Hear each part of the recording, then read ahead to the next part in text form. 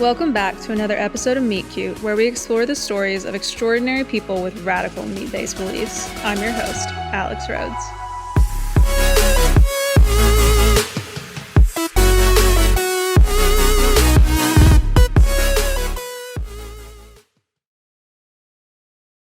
Today we have Joey Schwartz. In this episode, we talk about social media and how it affects us as a population, and also went into how mental health affects carnivore and carnivore affects mental health and other ways to start incorporating general health and wellness into your daily life. Welcome, Joey, to Meet Cute podcast. We're so excited to have you. You're definitely the youngest guest we've ever had, so we're super stoked to hear about your journey. And yeah, I just really appreciate you being on today. Yeah, thank you. It's always fun to do these. You're 19 years old, right? No, yeah, correct. 19. Yeah, okay. 19 years old, by far the youngest person I've interviewed. How old were you? This is sort of a question that kind of revolves around mental health in this space, but like, how old were you when you started using social media? And did it affect you in a way that you felt like you were comparing yourself to people, or that was like detrimental to your mental health at all? Yeah, social media, the introduction of that is when everything went south in my life. I had a really happy elementary school experience. Really loved my friends, loved just having really pure interactions with people. And then middle school comes around and everyone starts using Instagram and it becomes a competition for followers and all these things I didn't actually care about, but that I suddenly start to value because you want to fit in. And that's when things really took a turn for the worse in my life. I really, I talk about this all the time, how much I love natural living, because living a normal human life does not include any of these things like social media, where you're constantly seeing people, these celebrities who are the top, genetic class 0.0001%, and you're comparing yourself to them. You're also comparing yourself to people around you. Yeah, it's just really awful. Yeah, I hate social media. Yeah, no, I can feel that. I feel that. And it's sort of like you're on this mission on your own social media. I mean, I know if that's for me personally, to like show up and be the people who aren't in a competition with everyone else, that are just showing up to spread some positivity. Mm-hmm. So you said that's kind of when it all started for you. What started? Were you struggling with weight at that time? Like, did you feel like you needed to be smaller, that you needed to be bigger? What was it that sort of made social media this turning point in your life? It wasn't body stuff. It was just sadness. Like, it was just my quality of life just went down a lot because all of a sudden the things that I had initially prioritized, I was diverting that energy elsewhere towards something that didn't even matter, that just made me unhappy. And it was just the way I was restructuring my time that was just horrible. Video games like Fortnite was super big and everyone's playing and trying to get good, and it just changed what I valued, because the number one thing that I valued was fitting in. And as a result of that, I had to adopt all these other ridiculous practices and just things that were really harmful so I could fulfill that purpose. And so, yeah, there was no weight stuff really. Mm-hmm. It was just, yeah, it was just not feeling good, being having these different priorities. Yeah. How did that affect your food choices at the time? I don't think I'd ever been much of an emotional eater. I developed some negative relationships with food later on, actually, with the whole bodybuilder diet stuff, and that's when actually it got kind of bad, actually, because I was really counting calories and I had severe body dysmorphia, you could even say, because I've looked back to pictures I took of myself shirtless at that time, thinking that I still had more body fat to lose when I was so thin and I was really low body fat. And I just think, I mean, how screwed up in the head was I? Like, I did not, I was super messed up. But that didn't come till later when I actually started lifting. Before that, it didn't affect food at all. Yeah. Yeah. So when did you start lifting? 15, 16. 15, 16. Yeah. Mm-hmm. And so through high school, it really hit you more than Yeah. anything else. Yeah. Mm-hmm. So What was so you said body dysmorphia, which I think is something that a lot of people struggle with. What was an average day like for you? So I had gone through periods of fasting and not fasting. I would say I had like the MyFitnessPal, all that stuff, and it was going for super low calorie stuff without considering the food value, the nutritional value, or whether it's organic or sprayed with loads of glyphosate and other pesticides.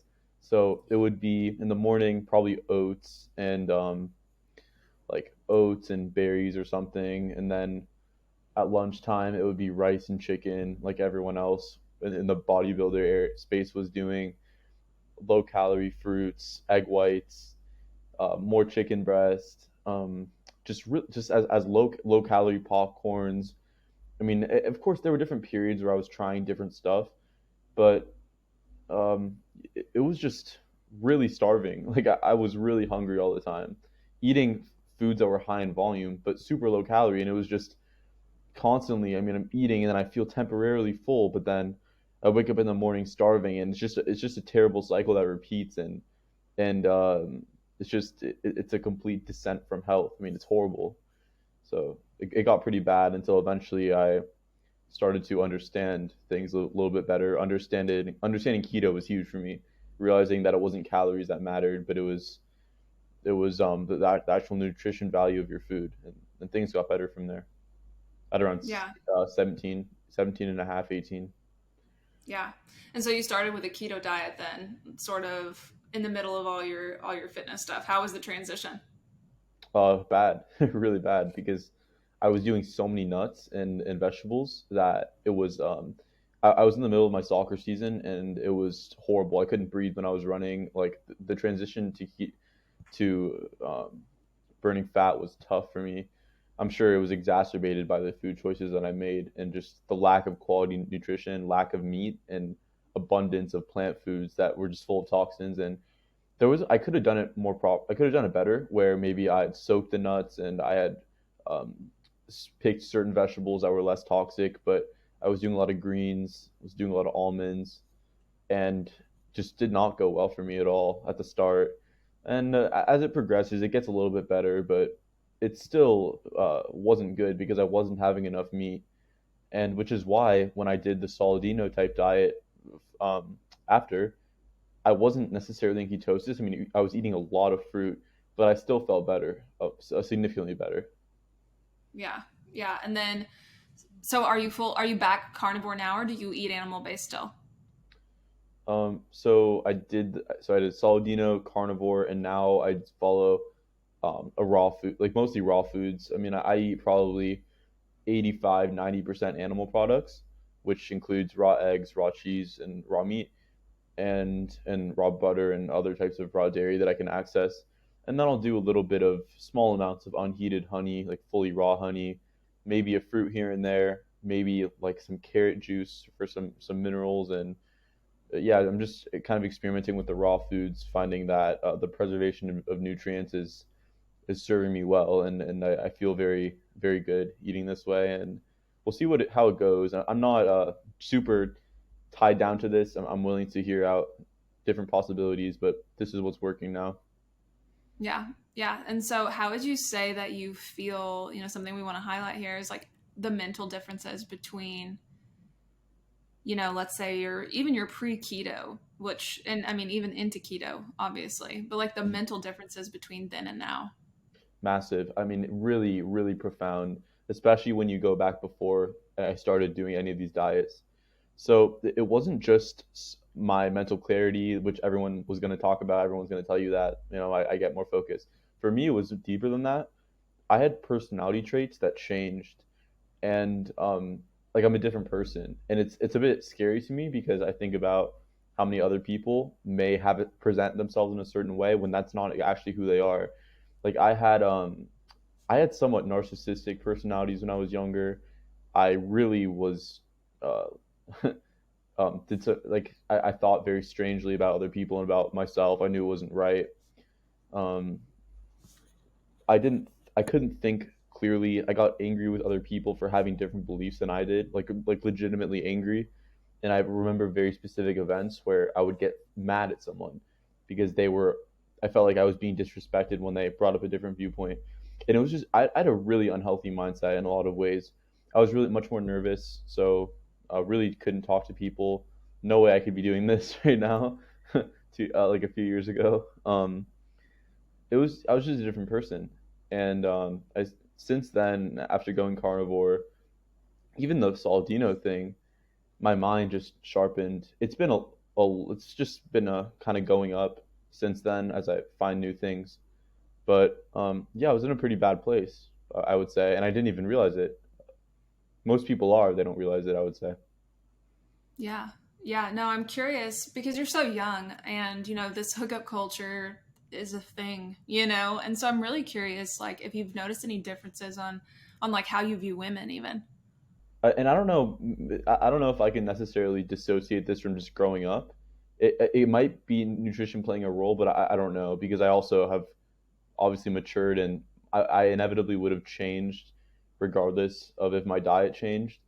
But just with porn and through early stages in high school, you kind of really do look at women as sexual objects. And I'm not going to speak for everyone, but that's definitely how I viewed a lot of girls. And I would always think to myself, I don't want daughters. Like I don't want to have daughters because I don't want guys to view them the same way I view girls now. And it was a very like kind of disturbing mentality from an outsider's point of view, and I understood that. And now I totally changed the way I understand things. I also began to understand nature, natural human living, the way humans have developed, and completely just disregarded my previous thoughts. I don't know why I had those thoughts. It might have been a product of just a messed up brain chemistry from so much toxicity and inadequate amounts of nutrition. It could have been. It's hard to say. But now, um, I would love to have daughters. It's like I totally changed my viewpoint, and yeah, it's actually pretty scary for me to think about the way people are when they're not necessarily supposed to be like that if they were just living how they should be. Yeah. So you think like the way that your mindset has evolved, like you sort of have this innate fear that other people who aren't functioning at this level are sort of like struggling with things that they really don't even need to be struggling with. Right. Yeah, yeah, for sure. And I mean, it's like, do I know this person? Do I know these people who I've been around my whole life? When there are people who knew me, who could have known me from age 13 to 16. Let's say they knew me for a solid 3 years. They didn't really know me. And I'm sure there are people I speak with now who I could form a friendship with them even. And I think if they're not doing these things, like if they're not um, understanding the world in any meaningful way, they're not reading books, they're not eating properly. It's like I probably don't know really who this person is. And yeah, it's kind of a tough thing to think about, especially when I put it in the context of my own life. Because people did not know me when I was 15. That was not the way I am now. Yeah. Yeah. And so how do you feel like this affected like your personal relationships and friendships? Um, so it changes things for sure. I would say most of my relationships with friends were cut off, not be well, not because well, I guess it is because I changed a lot. I just value different things. So a lot of my previous friendships have become weaker, if not totally dissolved, because they like things that I don't like, and they like partying now and embrace hookup culture and view the world in a certain way that is just not compatible with the way I view it. And that's so hard to have a relationship with someone, whether romantic or platonic, when they just don't understand the way you think. And you're constantly having to hide yourself and hide your views and just avoid them. And it's hard. It makes things hard. So those friendships, I would say, didn't work out more because I just started understanding things better and realized we just don't work anymore. Yeah. Yeah. And how do you think, like, I mean, if you were going to give somebody a piece of advice for, like selecting friendships or, like how difficult it is to sort of move through like losing friendships, like when you adopt this lifestyle and your mindset starts to change, like, do you feel like the pros outweigh the cons, right? Like, do you feel amazing now versus, you know, being in that friend group and like doing those like mundane, ordinary things and going along with the masses? Do Yeah, you, yeah, yeah, that's an important question. And the annoying answer is that it depends on the person, because I believe that the truth is not for everyone. And I really believe this strongly. It's like it's not for every single person. I've met people who cannot accept the truth. And I'm talking about really deep rooted truths, like flaws in the world, really deep metaphysical understandings that I've had. It's just not for the masses. Like it's more esoteric. It's not for most people. So um, I would say the majority of people wouldn't be able to handle it. The majority of people are meant to live within the confines of like society and do what they're told. Um, there's some, I think there's some interesting forces at play there, some like genetic determinism maybe, but people need to do what they feel is right. And I felt that what I was doing was not right. It just didn't feel right to me. All of what I've discovered so far, it all has, it deeply resonates with me. And like that's why I'm here. I'm here in Spain. I left LA because it felt right to me to get out. And I think we should trust our instincts generally, or at least really strongly consider them, the possibility that's the right move for us. yeah, yeah, absolutely. Do you feel like at a young age you were sort of like on this predestined path to kind of like break the mold? Yeah, I do think it's predestined. Like I genuinely believe that people are meant to do certain things and others are not meant to reach certain levels, like transcending your consciousness and really deep stuff like that. So I mean I think it is predestined. I would say that's the right word.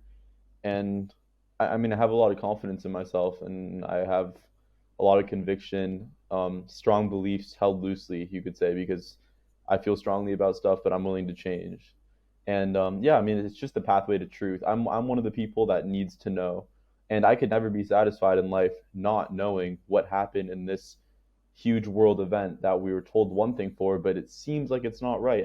I need to know, and there's some people who don't, but because I do, I think there's a reason for that, and I think there's a greater purpose there. Yeah, I'm curious what, what your future plans are. Like, it seems like you have a great head on your shoulders and that you can really make waves and ripples here. And you really let yourself be guided by, your own intuition, and I really like that. So I'd really love to know, just what your plans are. So I do want to have a family pretty young, but to do that, obviously, you need some money, you need land, you need stuff like that. So I'm thinking about just getting probably the highest paying job I could possibly find online that doesn't take up too much of my time, so I could still continue doing the YouTube stuff and doing the stuff that's actually important to me. I'm like learning, like reading books, putting out important videos, and growing a platform that hopefully can sustain me in the future. And just doing that for a few years, so getting a decent amount of money, saving as much as I can, and then getting land and having children young. I mean, that's really really important to me, because I know that that is what's going to bring me a lot of satisfaction, and passing on information to them and watching them grow up and then being old and having them to look towards and find like enjoyment through having grandkids. Like all that stuff is really important to me. So I wanted to set myself up properly. I also really want to like get as healthy as possible. So I think that's just so important. And to do that, I mean, we can get into the whole mental health stuff, but I'm learning that there's so much more to health than just food, and there's so much that we have to do to be healthy that's outside of just eating your carnivore diet or eating your vegan diet or whatever you want to do. There's just more. So Yeah. yeah, I have somewhat of an outline for my future, but it's hard to say it's exactly what I'm going to do. Yeah. Well, so you mentioned, and we've talked about this a little bit previously, but the mental health aspect of things. What is your take on it, honestly, just in general? Um, so first, what I think a mental health problem is, well, like any other issue in the body, it's deficiency or toxicity. And when someone has whatever it is, depression or anxiety, this is not what we understand it to be. Like, it's not some genetic condition. It's not heritable. You can inherit predispositions to it, but you cannot inherit depression. This is something that our body does as a last ditch effort to keep us alive. So like when we're depressed, your body is low in nutrition, and it's probably high in toxic chemicals, quite likely. So let's say an example. I mean, let's say you have high amounts of aluminum in your brain, and you have super low amounts of sodium and potassium and calcium and magnesium. You're super low in essential minerals. Well, the only thing your body can do at this point is to make you depressed, really. Because what that's going to do is, well, anyone with depression is going to say generally they don't have motivation to work out, they don't want to get up and move around and run and just expend energy, really. They don't want to expend energy. The whole reason for that, from my understanding, is that we need to preserve these nutrients, these minerals, so we can remove the toxic chemicals from the brain. Because without without rest, there's literally no way to heal, because everything, all that exercise is doing, cold exposure, all this stuff, it's exhausting your mineral stores. So I look at mental health problems as just a sign of a problem in the body, like a really deep rooted issue, and that we should listen to our bodies, really sleep as much as we can, rest as much as we can, enjoy life, get out in the sun.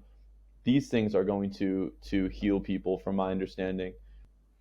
Oh yeah, no, I completely agree. And it's kind of like you said, there's not a one size fits all, right? Like there's not a diet that somebody's going to put you on that's going to fix everything, mental health wise, physical health wise. There are other steps that we have to take to get from, to that point, sun, exercise, nutrition, um, and, I'm sure many, many other things, mindset work, waking up every day and choosing to be better, is sort of a part of that path, right? You kind of always have to be on this, like, how can I make this more efficient? How can I do this better? Is there, does the carrot juice make me feel better?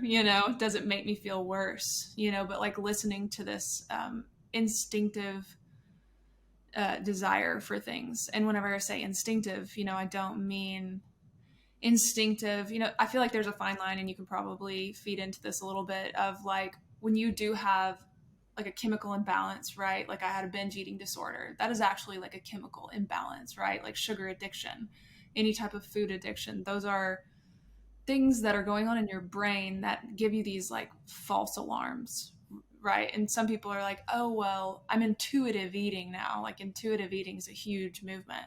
Hmm. And, my body wants cookies, so I'm going to give myself cookies. But to me, that's not instinctive or intuitive.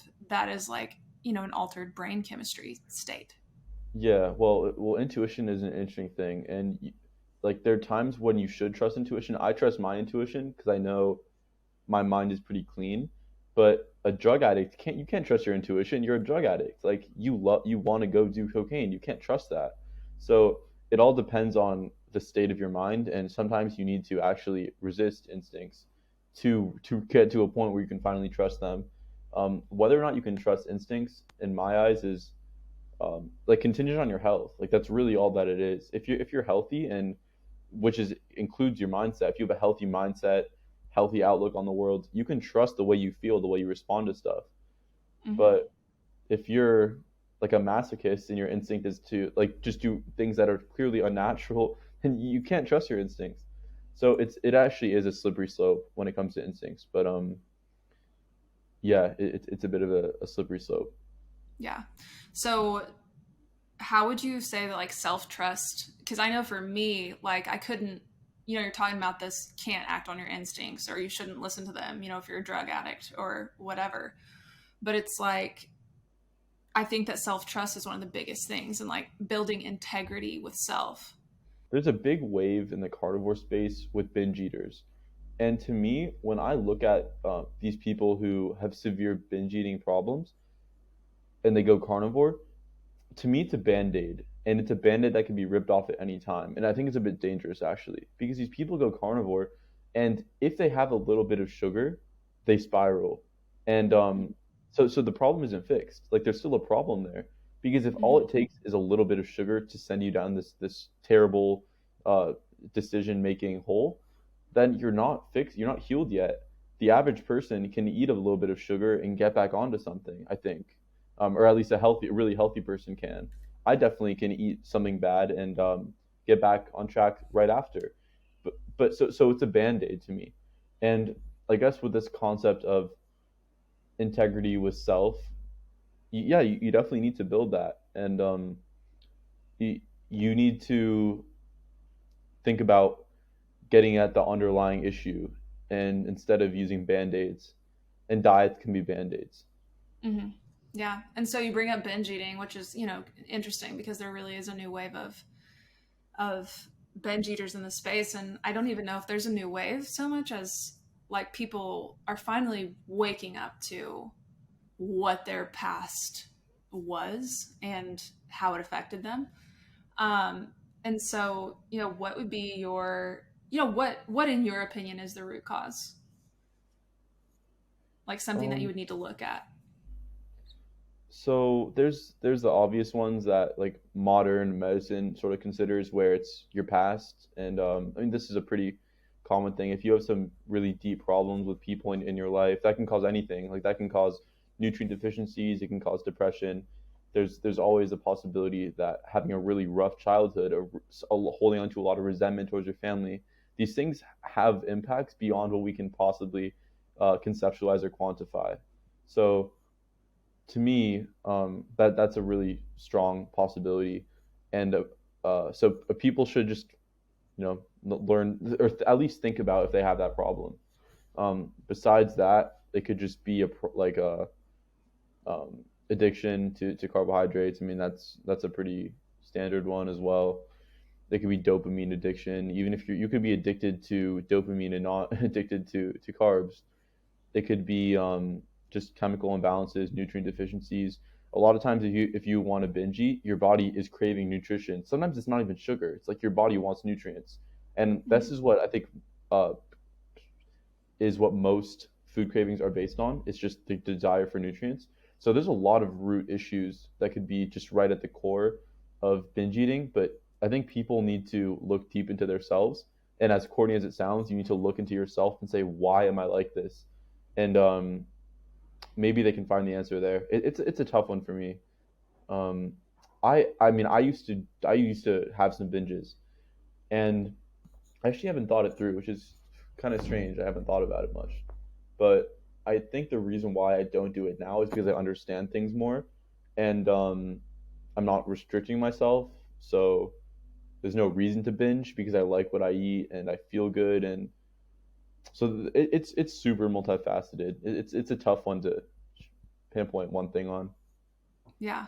Yeah, I mean I feel like there are so many. It's kind of like the carnivore diet is not the answer for, mental health in general, right? There are other things and other actions that you're going to have to take, whether that's seeing a therapist or, doing a lot of inner work, going and seeing a shaman, whatever the case may be.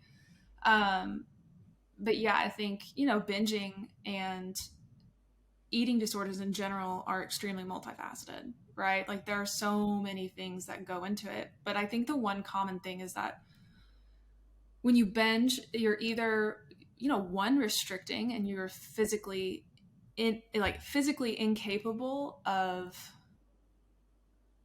resisting the urge to eat.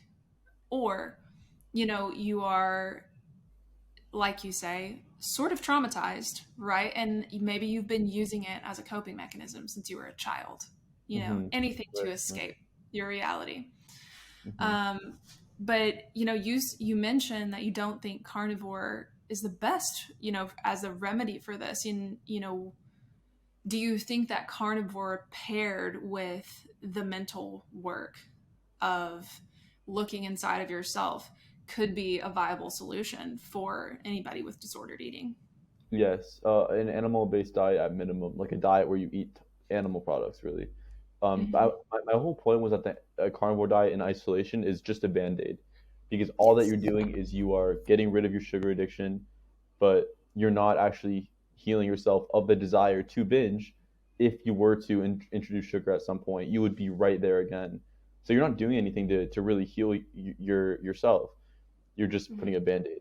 And so the mental work would do it. I mean, the mental work would do it. I'm still trying to let go of any resentment, apologize to people I feel like I've wronged, just really just clean up everything, clean up all my relationships, and get that going. Because I know that will help me. That will make me feel better. It'll make me feel happier and more content. Not because I feel like I might binge, but just for health and in general. Mm-hmm. So yeah, the mental work is big. It's completely Yeah. necessary. Yeah. I just want to point out that exactly what you said is building integrity with self.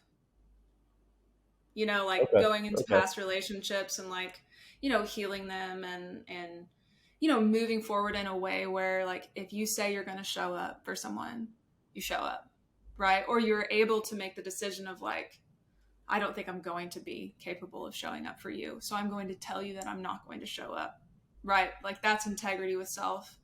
And also like laying your own boundaries and keeping them. And then, laying boundaries in relationships where you can show up and be like the most authentic version of yourself, whether that's nutrition, fitness, health, wellness, um, and live in a space that makes you want to be there. Does that make sense? Mm. Yeah, yeah, yeah, Yeah. it does. Yeah.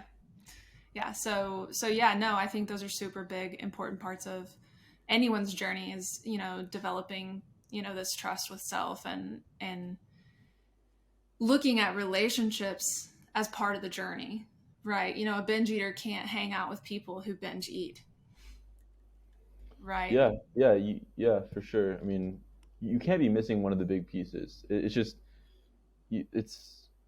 I mean, yeah, you can't miss a piece. If you miss a Mm-hmm. piece, it all falls apart. Like, Yeah. if you eat the perfect diet and you get a ton of sunlight all the time, and you perfected your morning routine, and you did everything you could possibly do to sleep correctly, well, if you spend 60 hours a week working a job you absolutely hate and it makes you miserable, like you absolutely despise it and you're unhappy severely for that period of time, and you don't have good relationships. Well, these two things combined are enough to throw it all off. It's like Mm-hmm. these things work synergistically. There are all these cofactors, and you just need to live a good life to have good health. There's way more than just one part of it. That people love to focus on that though. Like it makes it easy. People will say, well, you remove oxalates, that's the key to fixing your life, or you take out lectins, or you start adopting a breathing practice, or you do cold exposure, and all of a sudden your problems go away. It's like just look at everything, put the pieces together that you see to be beneficial instead of focusing on one thing, because one thing is not the key to health. There's a lot of stuff. Mm-hmm. So from a practical value standpoint, what do you think the pillars are? I think a lot of people struggle with this, right? Like some people are like fix their nutrition and it doesn't fix everything, and they get more sunlight and it doesn't fix everything. So what are the pillars to you do you think to being like you're like a holistically good? I think Liver King got it pretty close. I think he got it pretty much right. Hit Liver King's Minus the ancestral steroids. tenets. Yeah, I mean his things are sleep, eat, move, shield, connect, cold, sun, fight, and bond. So to me, that's like pretty spot on. Besides the cold, um, I think so. Maybe the ones that people don't talk about enough. I think enjoying life is the biggest one. Like that, and it's so simple too. So there's a lot of people who are depressed, and then they go on vacation, and all of a sudden they're not depressed. Are you really depressed, or do you just hate your life, and do you not do the things that make you happy? Because when you're out in the sun, you're on the beach, you're smiling, you're with your friends and your family, and you love your life, things really work together. Something that you'll notice amongst all people who are incredibly healthy is that they love their life and they're always happy. I mean, and you could say, well, is it the chicken or the egg? Like, is it their health that's making them happy, or is it their mindset that's driving health? And I mean, yeah, it's hard to say, but you'll know that there are never people who are super healthy who are just sad all the time. They do things that make them happy, and so that's just, I mean, underlooked. Like people will say put yourself through torture, and David Goggins is always like get up in the morning and start running and do marathons and push push push. And I mean, people say, well, do your cold exposure and just grind. Like it's a grind mindset. It's a grind world these days. Like you do what you can, you get up and you work. And it's just not natural to me. Like to me, we should do things that make us happy, and that's not just like hedonist, go crazy, do you know within reason. But I think that's a good thing for people to go by. It's like live a life that you actually like. You only have one life. Do you do you feel like the grind mindset is a band-aid? I think it makes the I think the grind mindset is not a band-aid. It makes the wound worse. Like the grind mindset is worse than a band-aid, um, because It's it worse just than a makes band-aid. it just like makes your health worse. Right. Like you're like cutting into the wound even more. Because the grind mindset, when it's like you get up, you work, or you get up, you work out, you get do some cold exposure, you go to work, you make as much money as you can. It's just, I mean, it destroys your health. Like it really does. Because if you don't like your life, you have high cortisol all the time. Constantly draining your mineral stores because of your high cortisol. I mean, your body is just in like death mode. It's like, yeah, the grind mindset's terrible. Yeah. No, I mean, I can totally relate to that. I mean, like, I go back and forth all the time because I'm starting a business, right? Like, I mean, I launched in April. And so there's stuff going on all the time. And so, I've delegated as much as I can, but I feel like you always go back to this point where you're just like, okay, like, I either do this or I don't. And this sort of dictates my future. But it's also this like balance of like, okay, yes, but if I give all that I have this week, right? If I work 60 hours, go to the gym for 12 hours, do cold exposure for, 2 hours each week or however long. But, and then I include stretching and I include recovery and, I include, excess meetings, people texting me off hours, right? Like, what's my quality of life going to look like in 6 months? Probably not very good, Hmm. you know? Right. I mean, we gotta live. So there are ways to buffer stress, I think, and that's pretty important. So like having a good morning routine, not checking your phone in the morning, going out, getting sun immediately. I mean, ideally not being on your phone in the first hour waking up or hour before you go to bed, which is hard. I don't even follow it, but I'm trying to. Um, there's just things to do to really buffer stress. So, and just having the rest of the lifestyle in check, that's gonna do it for you. That'll buffer stress pretty nicely. Yeah. Yeah, for sure. Oh yeah, I want to know like how has consistency like played a role in your life and like what do you think about being consistent? A lot of times, like, because we're all on a quest for truth and a quest for finding what's best for us. In which case, being consistent with something that's suboptimal is a problem. But at the same time, constantly flip flopping back and forth between stuff is not good either. So I like to just use biofeedback as my number one determinant for whether or not I want to be consistent with something. So if I do a carnivore diet and then I realize like, okay, well this I feel like I could feel a little bit better or something's not quite going right. Well, I could use that as a reason to not be consistent anymore. But if something works and there's just this one temptation to stray away from consistency, and there's this one temptation like to eat sugar or drink alcohol because everyone else is doing it, well, that's a reason to stay consistent. That's not enough of an incentive to stray from consistency. It's clearly important because you can't get a real gauge of whether or not something is good without consistency. It doesn't take terribly long. Like people can know within a few weeks if their diet is making them better. Sometimes even days, really. Same with an exercise routine or really whatever you want to implement in your life. You can find out pretty quick. How do you build consistency in your life? Like do you have a tip or a trick or a tool that you use? It'll come naturally, I think. I really believe that. I don't even think you need to do some sort of biohack to be consistent at something. Because if you need to try really, really hard to be consistent, I mean, it's probably not something worth being consistent in.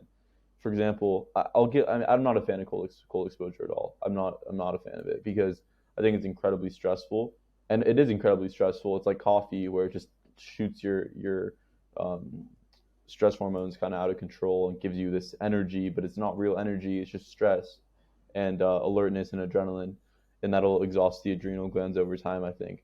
And I had to convince myself to be consistent with cold exposure when I was like 18, because I was super on it, and I tend to be very stringent in what I do. Like I am on it. I do what I say I'm gonna do. And it was tough. I mean, there were times where I would stand in my bathroom for like 10 minutes just dreading what was coming next. And it was tough to stay on track for me. But when I do this raw meat stuff and when I do this sunlight thing, I love this. Like I love doing this stuff. It makes me so Mhm. happy. I feel so good doing it. I don't need to be convincing myself. I don't need to be doing this some sort of tip or trick to stay on it. It just happens because I don't want to feel bad. So I think generally this will come to people, and if you can't, like, the things that aren't sustainable for you, you'll kind of know what they are. It, yeah, it won't be too hard to figure that one out in most cases. Okay, perfect. Well, I think that's honestly where we'll end. And thank you so much for coming today. It was such a pleasure. And I really think you gave a lot of insight and a lot of, yeah, just good tidbits for people to take home. So thank you for being here. Yeah. You're so good. Thank you for listening. Until we meet again.